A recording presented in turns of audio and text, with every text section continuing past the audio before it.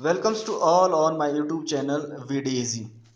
Friends, today we are going to discuss the Indian Contract Act 1872. Examination point of view से देखें तो ये बहुत इंपॉर्टेंट चैप्टर है, तो इसको हम स्टेप बाय स्टेप आज डिस्कस कर रहे हैं। अगर हम बात करें नेचर ऑफ कॉन्ट्रैक्ट की, तो हमारे पास यहाँ पे ग्राफ है दिया हुआ कि कॉन्ट्रैक्ट है क्या चीज़। तो इसमें हम आज पढ़ेंगे elements of contract, essential of a valid contract, types of contract, agreement, enforceability of law, फिर एग्रीमेंट में ऑफर एंड एक्सेप्टेंस, ऑफर में legal rules of a valid offer, kinds of offer, essential of A proposal, communication of offer, फिर acceptance में क्या है, legal rules of valid acceptance, communication of acceptance, ये हम सारे डिस्कस करेंगे। तो कॉन्ट्रैक्ट है क्या चीज़, कॉन्ट्रैक्ट की डेफिनेशंस पढ़ लेते हैं। What is a contract? Under section 2 sub section H define करता है कॉन्ट्रैक्ट को। जितने भी आपके डेफिनेशंस दी होगी वो सारी सेक्शन 2 में होगी, आपने सिर्फ सब सेक्शन याद करने हैं। तो हमारे पास सेक्शन 2 सब सेक्शन एच है यहाँ पे दिया हुआ है, जो कि है कॉन्ट्रैक्ट के लिए। सेक्शन 2 सब सेक्शन एच क्या कहता है? An agreement enforceable by law, ये यहाँ पे डेफिनेशन है दी हुई, an agreement enforceable by law. ठीक है, ये आपकी डेफिनेशन है, बहुत सिंपल है याद करने के लिए। बस आपने सेक्शन 2 सब सेक्शन एच याद रखना है। सारी सेक्शन आपके जितने भी डेफिनेशन है आपकी दी हुई वो सारी सेक्शन 2 में होगी दी हुई, ये याद रखना है आपने, और उसके सब सेक्शन याद कर लेने हैं। तो कॉन्ट्रैक्ट की है सेक्शन 2 सब सेक्शन एच, ये आपके लिए एक रिवीजन भी हो जाएगा यहाँ पे। तो सेक्शन 2 सब सेक्शन एच कहता है an agreement enforceable bye law. ठीक है, मैं आपको बार बार यहाँ पे रिपीट करा रहा हूँ ताकि आपको याद रह जाए। यहाँ पे दो चीज़ें हैं, एक एग्रीमेंट और उसमें एनफोर्सेबिलिटी ऑफ लॉ, वही कॉन्ट्रैक्ट कहलाएगा। ठीक है, एग्रीमेंट क्या कहता है? एग्रीमेंट है क्या चीज़, टर्म्स क्या है? ये कहता है the term agreement given in section 2 sub section E. ये देखिए डेफिनेशन फिर से आ गई, मैंने बोला था सेक्शन 2 में होगी दी हुई सारी, तो सब सेक्शन आपने याद कर लेने हैं। कॉन्ट्रैक्ट की सब सेक्शन एच में है, सेक्शन 2 सब सेक्शन एच में है, जो कहता है an agreement enforceable by law. तो हम दोनों पॉइंट को यहाँ पे डिस्कस कर लेते हैं, एग्रीमेंट क्या है और एनफोर्सेबिलिटी बाय लॉ क्या चीज़ है। ठीक है, तो section 2 sub section E define करता है एग्रीमेंट को। ठीक है, ये पॉइंट आपने याद रख लेने हैं। ठीक है, ये कहता है the act is defined every promise and every set of promise forming the consideration for each other, ये इसके डेफिनेशन है। फिर से देख लीजिए, every promise and every set of promise forming the consideration for each other, ये आपकी agreement की डेफिनेशन है। फिर section 2 sub section be define करता है प्रॉमिस को, यही फिर से सेक्शन 2 आ गया, सब सेक्शन बी में आ गया। तो आपने ये सारे सेक्शन से याद कर लेने हैं, आपकी एग्जामिनेशन पॉइंट ऑफ व्यू से बहुत इंपॉर्टेंट है। When the person to whom the proposal is made signifies his assent thereto, the proposal is said to be accepted. Proposal when accepted becomes a promise. It means यहाँ पे आपके पास detail दी गई है, detail wise दिया गया है। When the person to whom the proposal is made, number 1, number 2 signifies his assent on that proposal which is made to him. ये हम डिटेल वाइज मैं आपको बता देता हूँ कि है क्या चीज़ है। Number 3, the proposal becomes accepted, accepted proposal becomes promise. ठीक है, ये क्या कह रहा है? When the person to whom the proposal is made, जब एक व्यक्ति के द्वारा प्रपोजल और ऑफर तैयार किया जाता है कुछ करने के लिए। दूसरी बात, signifies his assent on the proposal which is made to him, वो अपनी इच्छा व्यक्त करता है, वहां पे अपनी इच्छा व्यक्त करता है उस प्रपोजल में जो वो करना चाहता है। राइट। थर्ड है द प्रपोजल बिकम एक्सेप्टेड, जब उस व्यक्ति ने, जिस व्यक्ति के लिए ऑफर या प्रपोजल पास किया है या प्रपोजल दिया है, ठीक है, उसने एक्सेप्ट कर दिया है। ठीक है, एक्सेप्टेड प्रपोजल बिकम्स प्रॉमिस, जब वो प्रपोजल एक्सेप्ट हो जाता है तो उसको हम प्रॉमिस कहते हैं। ये मैंने डिटेल वाइज आपको बता दिया। ठीक है, अब यहाँ पे एग्रीमेंट की सिंपली आपने ये टर्म याद कर रखनी है। Agreement equal to offer plus acceptance, means proposal plus acceptance. उदाहरण के तौर पर एग्जाम्पल्स यहाँ पे लिया जाए, मिस्टर राम ने प्रपोज किया मिस्टर श्याम को for selling his car ₹3 lakh. Mister Ram ने श्याम को ऑफर दिया कि मैं अपनी आपको कार बेचना चाहता हूँ ₹3 लाख में। ठीक है, मिस्टर श्याम उससे एग्री होते हैं और वो उसकी कार खरीदने के लिए तैयार हो जाते हैं बाय पेइंग ₹3 लाख, जो कार का उसने प्राइस रखा है। ठीक है, जब वो एक्सेप्टेंस प्रपोजल पहले ऑफर किया राम ने और उसको एक्सेप्टेंस दी श्याम ने, that is called agreement, means offer plus acceptance.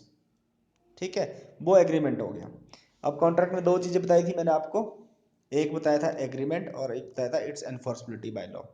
मैं आपको फिर से बता देता हूँ ऊपर से, ताकि आपको याद रह जाए, एग्जामिनेशन पॉइंट ऑफ व्यू से ये आ सकता है। An agreement enforceable by law that is called contract, section 2 subsection H। ठीक है, सेक्शन 2 सबसेक्शन H क्या कहता है? An agreement enforceable bye law. ठीक है, फिर क्या ये कहता है कि एग्रीमेंट क्या चीज है? ठीक है, आपकी दी गई है सेक्शन 2 सबसेक्शन E में, डिफाइन किया गया है, इसको आप याद कर ले। फिर प्रॉमिस को दिया गया कि प्रॉमिस क्या चीज है। ठीक है, फिर और यहाँ पे आपका ये एग्रीमेंट की टर्म दी गई है, offer plus acceptance, that is called agreement. अब एग्रीमेंट हमने डिस्कस कर लिया। सेकंड पॉइंट है इट्स एनफोर्सेबिलिटी बाय लॉ। ठीक है, अब एनफोर्सेबिलिटी बाय लॉ क्या चीज है? An agreement to become a contract must give rise to a legal obligation. मतलब कि जब वो एग्रीमेंट हो गया, राम ने प्रपोज किया शाम को कि मैं आपको अपनी कार बेचना चाहता हूँ ₹3 लाख में, और शाम ने उसको एक्सेप्ट किया, वो उन दोनों के बीच एग्रीमेंट हो गया। लेकिन वो लीगली, जब तक उसमें लीगल ऑब्लिगेशंस नहीं डाल दी जाती, तब तक वो कॉन्ट्रैक्ट नहीं कहलाता। ठीक है, तब तक वो एग्रीमेंट ही है। जब उसमें लीगल ऑब्लिगेशंस कंप्लीट हो जाएगी, वही एनफोर्सेबिलिटी बाय लॉ है। लीगल ऑब्लिगेशन कंप्लीट होने के बाद वो कॉन्ट्रैक्ट कहलाता है। ये दोनों चीज आपकी कंप्लीट हो गई। अब आते हैं कॉन्ट्रैक्ट पे। कॉन्ट्रैक्ट पे यहाँ पे फुली दिया गया, contract equal to accepted proposal और agreement plus enforceability by law. ठीक है, ये बहुत सिंपल आपको याद हो गया होगा कि कॉन्ट्रैक्ट क्या चीज है। ठीक है, एग्जाम्पल मैंने आपको दे दिया है राम और श्याम का। ठीक है, ये एग्जाम्पल डिफरेंट है। A agree with B to sell car for ₹2 lakh. ये वही एग्जाम्पल है, बस उसमें मैंने राम और श्याम को ऐड कर दिया है, बाकी सेम है। ठीक है, अब यहाँ पे देखिए, सबसे पहले प्रपोजल है, फिर एक्सेप्टेंस है, फिर एक्सेप्टेड प्रपोजल और एग्रीमेंट है, फिर उसमें लीगल ऑब्लिगेशन डाल दी, इक्वल टू कॉन्ट्रैक्ट। मतलब कॉन्ट्रैक्ट के लिए आपको सबसे पहले क्या चाहिए? सबसे पहले क्या करेगा आदमी? मान लो आपने किसी के साथ कॉन्ट्रैक्ट बनाना है। ठीक है, आप अपनी बाइक बेचना चाहते हो अपने दोस्त को। ठीक है, आपका दोस्त है मिस्टर अजय। ठीक है, अजय को आप बाइक बेचना चाहते हो। ठीक है, वो आपका दोस्त है। आपने क्या बोला उसको कि मुझे अपनी बाइक बेचनी है। ठीक है, आप खरीदोगे। आपने उसको क्या किया? ऑफर किया। सबसे पहले उसके लिए ऑफर हो गया, आपने ऑफर किया कि मैं अपनी बाइक बेचना चाहता हूँ, आप खरीदोगे। अब वो बोलता है हाँ मैं इसको खरीदना चाहता हूँ, वो क्या हो गया? एक्सेप्टेंस। ठीक है, बहुत सिंपल मीन, मैं बहुत सिंपल एग्जांपल से आपको बता रहा हूँ। वो क्या हो गया? एक्सेप्टेंस। ठीक है, उसने एक्सेप्ट कर लिया कि हाँ मैं खरीदूंगा। ठीक है, एक्सेप्टेड प्रपोजल बिकम्स एग्रीमेंट। ठीक है, वो आप दोनों के बीच अब क्या है? एग्रीमेंट हो गया। आपने बाइक खरीदने के लिए बोला, उसने एक्सेप्ट किया कि ठीक है मैं खरीदूंगा। प्राइस जो आपने रखा उसके लिए दोनों आप एग्री हो। आपने बोला मैं ₹1 लाख की बेचना चाहता हूँ, दोनों एग्री हो गए, वो भी ₹1 लाख पे करने को तैयार हो, आप भी ₹1 लाख बेचने में तैयार हो। वो आप दोनों के बीच क्या हो गया? अब ये एक्सेप्टेड प्रपोजल हो गया, मतलब एग्रीमेंट हो गया आप लोगों के बीच। ठीक है, अब क्या है? लीगल ऑब्लिगेशंस बाकी रह गई थी। आपने बोला कि ठीक है मैं इतने में बेचना चाहता हूँ, उसने बोला मैं खरीदना चाहता हूँ। ठीक है, अब आपने क्या किया कि चलो सिंपली एक एग्रीमेंट बना देते हैं, कोर्ट चलते हैं या किसी वकील के पास चलते हैं, वहाँ पे सिंपली एक अपनी जो टर्म्स एंड कंडीशन है वो लिखा देते हैं। आप वकील के पास गए, वहाँ पे अपने टर्म्स एंड कंडीशन लिखा है कि ये प्राइस रहेगा, आपने इंस्टॉलमेंट में पे करना है तो इंस्टॉलमेंट आप वहाँ पे मेंशन कर दे कि ये 10-10 हज़ार रुपये की इंस्टॉलमेंट हमने लगा दी है, इंस्टॉलमेंट में पे करेगा या लमसम अमाउंट पे करेगा। ठीक है, आपने टर्म्स एंड कंडीशन लिखा दी उस एग्रीमेंट में ऑन रिटर्न। ठीक है, by court, by law, by vakil, by tehsildar, जो भी आपके सुइटेबल बने। ठीक है, तो आपने क्या किया है उसमें लीगल ऑब्लिगेशंस डाल दी। लीगल ऑब्लिगेशंस डाल दी, वो क्या हो गया, बिकम्स कॉन्ट्रैक्ट। अब आप दोनों के बीच वो कॉन्ट्रैक्ट है। आपने प्राइस रखा है, इंस्टॉलमेंट में वो उसने अमाउंट पे करना है या लमसम में पे करना है, वो टर्म्स एंड कंडीशन वहाँ पे डाल दी है। ठीक है, अब आपको उसके हिसाब से दोनों को चलना है। ठीक है, ना ही आप वो कर सकते हैं कि अब मैं बेचना नहीं चाहता हूँ, वो आपके ऊपर कोर्ट सुई कर सकता है। और अगर वो भी मना कर दे कि मैं अब लेना नहीं चाहता हूँ या मैं पे नहीं कर सकता ये लमसम अमाउंट, या मैंने पे नहीं करना, या इंस्टॉलमेंट उसने आधी इंस्टॉलमेंट दे दी या आधी नहीं देनी है, तो आप इसको अब कोर्ट सुई कर सकते हैं। ठीक है, ये आप दोनों के बीच इस तरह कॉन्ट्रैक्ट बन गया। ठीक है, यहाँ पे आपके पास डिफरेंस दिए गए, डिफरेंस दिए गए, difference between agreement and contract. ठीक है, आइए जान लेते हैं इसमें डिफरेंस क्या है, मीनिंग क्या है। मीनिंग इसका है every promise and every set of promises forming the consideration for each other, offer plus acceptance। Agreement में मैंने पहले बोला था एक ऑफर होगा प्लस उसकी एक्सेप्टेंस होगी, एग्रीमेंट हो गया दोनों के बीच। ठीक है, फिर कॉन्ट्रैक्ट में क्या हो गया, वही एग्रीमेंट जब लीगल ऑब्लिगेशंस में आ जाएगा, एग्रीमेंट प्लस लीगल अनफोर्सेबिलिटी, वो क्या कहलाएगा, कॉन्ट्रैक्ट। स्कोप, ठीक है, it's a wider term, agreement क्या आपकी वाइडर टर्म है। ठीक है, और आपकी ये क्या है, नैरो टर्म है, ये नैरो सेंस में यूज किया जाता है। अब ये नैरो सेंस में क्यों है, क्योंकि विदाउट एग्रीमेंट कॉन्ट्रैक्ट नहीं हो सकता। ठीक है, जब एग्रीमेंट है तभी कॉन्ट्रैक्ट हो सकता है, तो विदाउट एग्रीमेंट इसका कॉन्ट्रैक्ट का कोई काम नहीं है, इसलिए नैरो सेंस है। और एग्रीमेंट वाइडर टर्म है। Legal obligations, it may not create legal obligation, an agreement does not always grant right to parties. ठीक है, हर एक एग्रीमेंट में लीगल ऑब्लिगेशंस नहीं हो सकती। मान लो आपने ओरली बात करी कि मैंने अपनी बाइक बेचनी है, ठीक है, और वो आपका दोस्त जो है वो रेडी हो गया परचेस करने के लिए, लेकिन आपने क्या किया है उसमें लीगल ऑब्लिगेशंस नहीं डाली।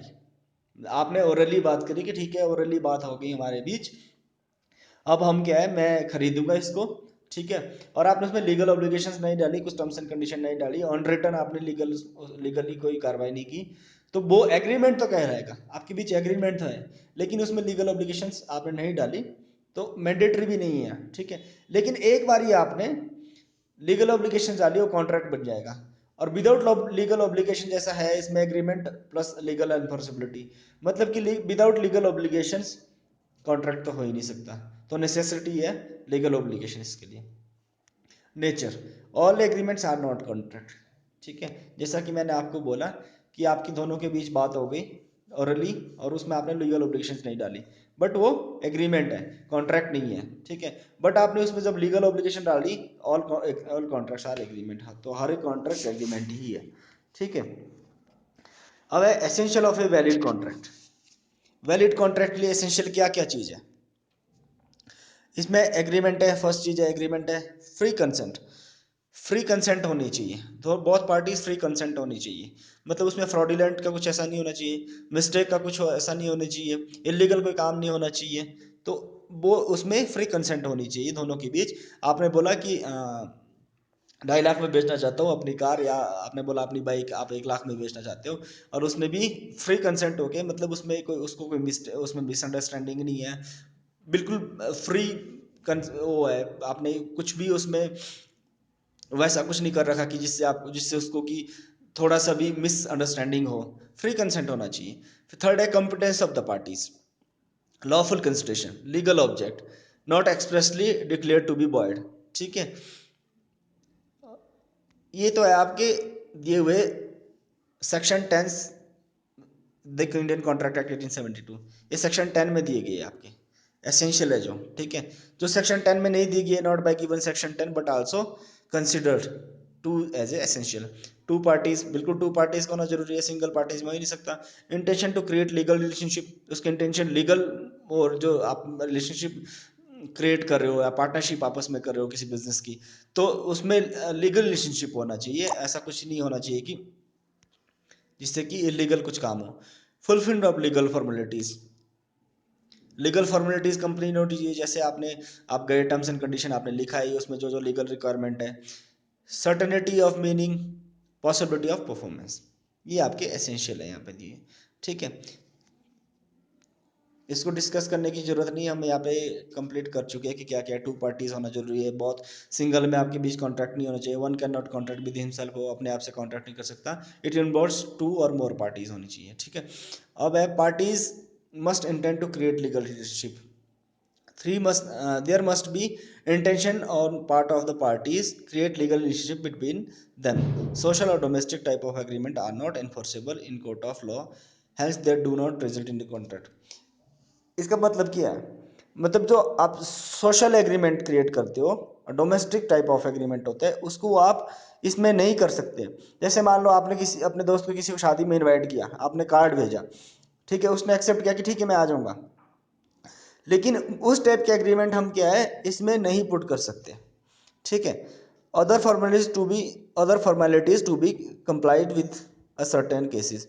इन case of certain contract the contract must be in writing. ठीक है, जितनी भी आपके बीच टर्म्स एंड कंडीशंस है, जो भी बात हुई है वो राइटिंग में होनी चाहिए। फॉर्मेलिटीज कंप्लीट होनी चाहिए, मतलब टर्म्स एंड कंडीशन जो लिखी है आपने किसी वकील के द्वारा कर रखी है, कोर्ट में कर रखी है, वो कंप्लीट होनी चाहिए। सर्टेनिटी ऑफ मीनिंग, उसका कुछ मीनिंग होना चाहिए। ठीक है, possibility of performance, the terms of agreement should be capable performance, an agreement do not act impossible to itself can not enforce. मतलब ऐसा कोई एग्रीमेंट नहीं होना चाहिए जो परफॉर्म ना हो। ठीक है, अब यहाँ पे आपके पास चार्ट दिया गया है essential of a valid contract. इस चार्ट के थ्रू आप आराम से एक्सप्लेन कर सकते हैं। एग्जामिनेशन में आपका अगर आ जाता है, एग्जामिनेशन में अगर आपके ये क्वेश्चन आ जाता है essential of a valid contract, तो आपके पास यहाँ पे चार्ट दिया गया है, इसको आप देख लो, बुक्स में आपके दिया गया है, और ये आपके लिए बहुत ईजी कर देता है। ठीक है, ऑफर एंड एक्सेप्टेंस और एन एग्रीमेंट, ये क्या है? An agreement is the first essential elements of a valid contract. First जो आपका जो एसेंशियल एलिमेंट्स हैं वो एग्रीमेंट ही है।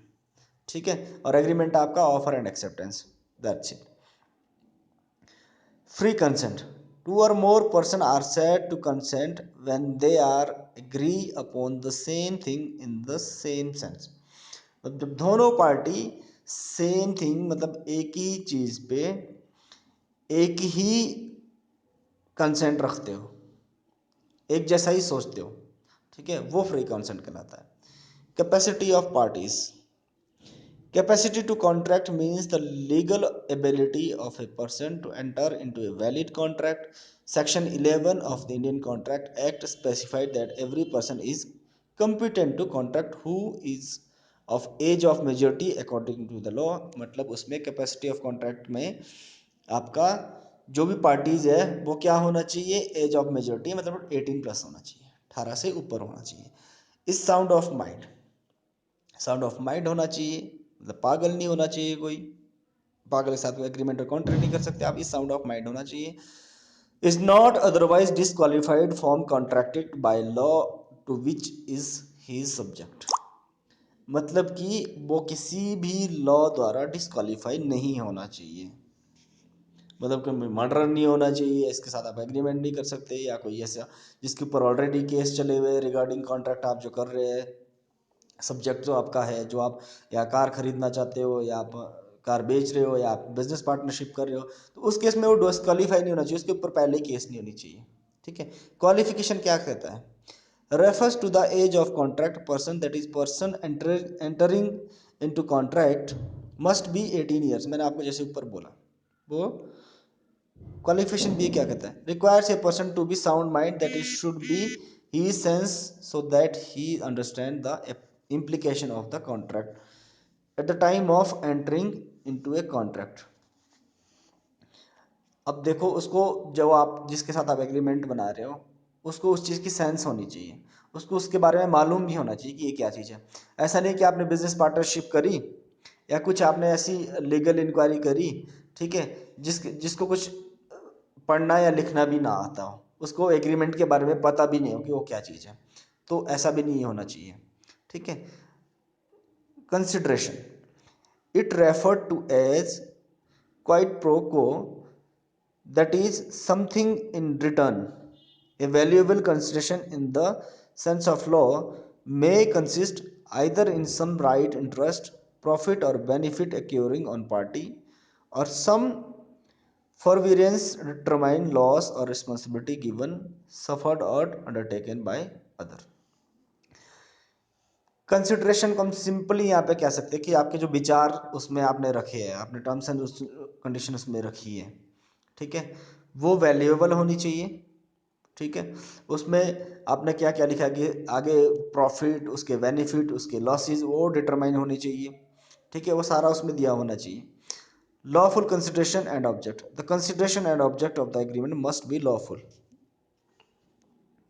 Not expressly declare to be void. The agreement entered into must not be which the law declares to be either illegal or void, ठीक है। जो agreement है वो आपका डिक्लेयर नहीं होना चाहिए, इलीगल नहीं होना चाहिए, void नहीं होना चाहिए। An illegal agreement is an agreement expressly और impliedly prohibited by law. A void agreement is one without any legal effects. अब आते हैं टाइप्स ऑफ कॉन्ट्रैक्ट में, ये भी आपके एग्जाम्पल पॉइंट ऑफ व्यू से मोस्ट इंपॉर्टेंट है।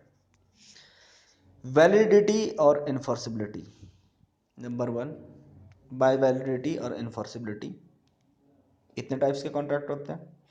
फिर है फॉर्मेशंस, फॉर्मेशंस में इतने टाइप के कॉन्ट्रैक्ट्स होते हैं। फिर है परफॉर्मेंस, परफॉर्मेंस में इतने टाइप के कॉन्ट्रैक्ट्स होते हैं, ठीक है। वैलिडिटी और इन्फोर्सिबिलिटी में आपके पास है valid contracts 1, void contracts 2, voidable contracts 3, illegal contracts 4, unenforceable contracts 5। Validity of enforceability में टाइप्स ऑफ कॉन्ट्रैक्ट में 3 टाइप्स ऑफ कॉन्ट्रैक्ट है, वैलिडिटी और इन्फोर्सिबिलिटी के द्वारा, फॉर्मेशन के द्वारा और परफॉर्मेंस के हिसाब से, ठीक है। तो इसमें 5 है। फॉर्मेशन के हिसाब से express contract, implied contract, quasi contract और ई कॉम कॉन्ट्रैक्ट, ठीक है। फिर परफॉर्मेंस के हिसाब से एग्जीक्यूटिव कॉन्ट्रैक्ट, एग्जीक्यूटरी कॉन्ट्रैक्ट, फिर एग्जीक्यूटरी में 2 है, अनलिटरल कॉन्ट्रैक्ट, बायलिटरल कॉन्ट्रैक्ट, ठीक है। तो ये भी डिस्कस कर लेते हैं। Valid contract, N agreement which is binding and enforceable is a valid contract, it contains all the essential elements of a valid contract. जितने भी हम ऊपर एसेंशियल पढ़ चुके हैं, जो भी ऊपर एसेंशियल है ये वाले, वही वैलिड कॉन्ट्रैक्ट है, ठीक है। Fulfilment all elements, essential elements है जिसमें सब एसेंशियल एलिमेंट्स है, वो एक वैलिड कॉन्ट्रैक्ट है, ठीक है। Void contract, section 2 sub section J में, सेक्शन 2 में आया है, सब सेक्शन आपने याद कर लिए, सब सेक्शन जे में इसमें state as follow, a contract which ceases to be enforceable by law becomes void when it ceases to enforceable. Thus a void contract is one which cannot be enforced by court of law, ठीक है। void contract कौन से आपके,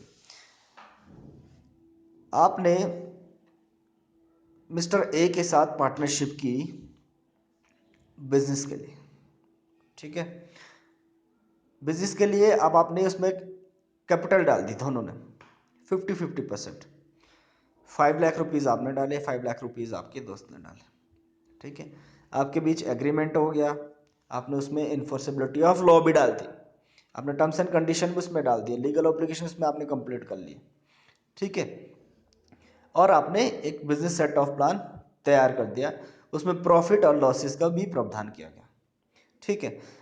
अब क्या हुआ कि बीच में ही आपकी पार्टनर की डेथ हो जाती है, आपकी पार्टनर की डेथ हो जाती है और बिजनेस में आप लॉस खाते हो, ठीक है।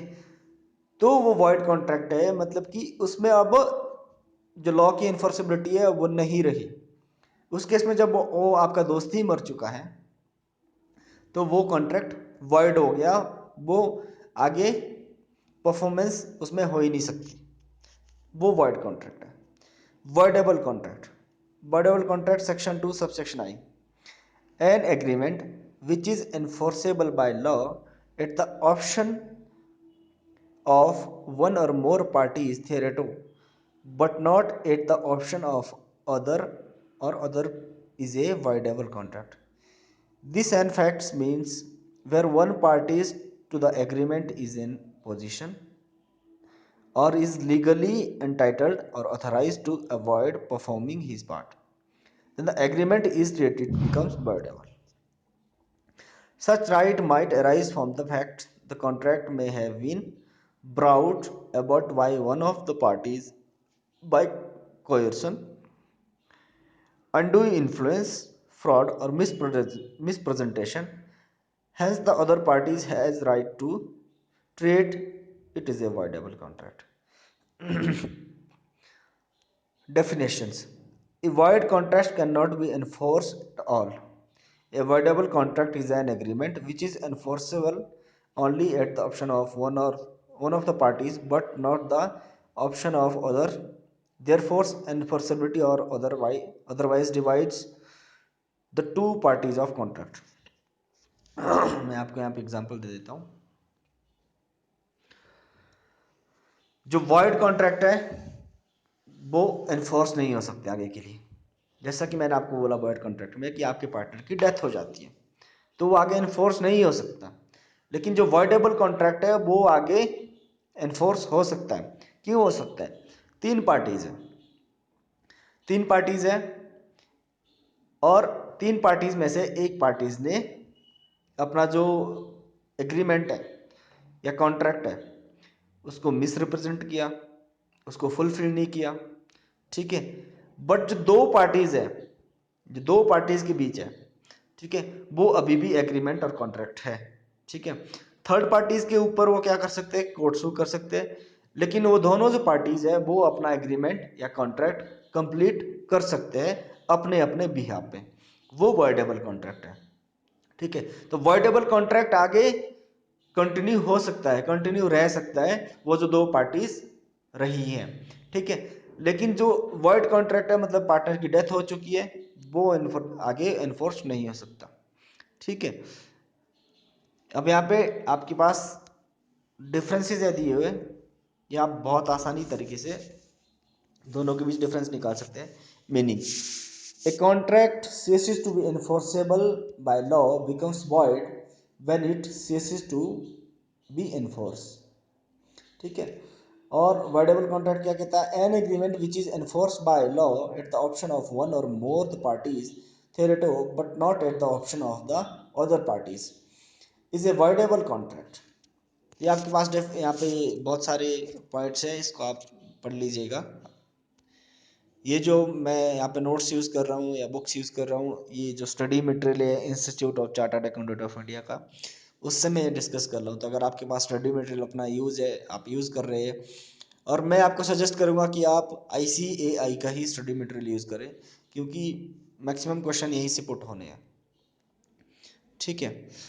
तो दोस्तों आज के लिए हम इतना ही करेंगे, और उम्मीद है कि आप मेरे यूट्यूब चैनल को सब्सक्राइब कीजिए और बेल आइकन को प्रेस कीजिए।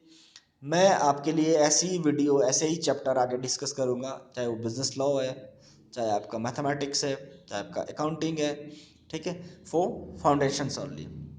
फाउंडेशंस के लिए जितने भी चैप्टर्स हैं, मैं खुद इंटरमीडिएट का स्टूडेंट हूँ, लेकिन फाउंडेशंस के जो चैप्टर है उनको मैं क्लियर आप लोगों के बीच करा सकता हूँ।